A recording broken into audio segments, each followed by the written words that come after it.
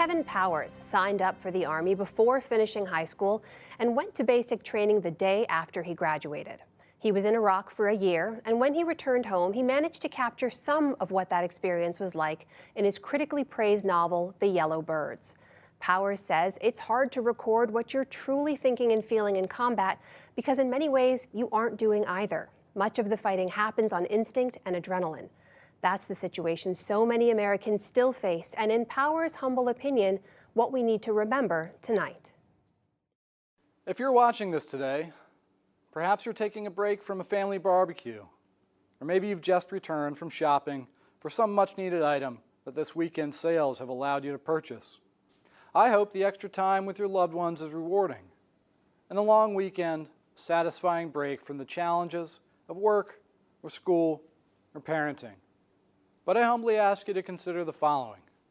14 years ago, I spent Memorial Day looking for IEDs in and around the city of Mosul, Iraq.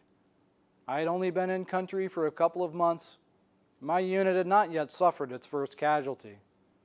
But as summer began, the purple fingers of Iraqi citizens casting their votes felt like a cause worth facing that danger for. But soon enough, something shifted. Attacks increased in both intensity and frequency over the summer. And by the time autumn came around, several members of my company had been wounded, some seriously, and some terrifyingly so, especially when you knew you had to go back outside the wire again the next day. I'll admit, I was scared pretty much all of the time, but I did my job to the best of my ability, and I still believed that we might all make it home together. But that's not how war goes.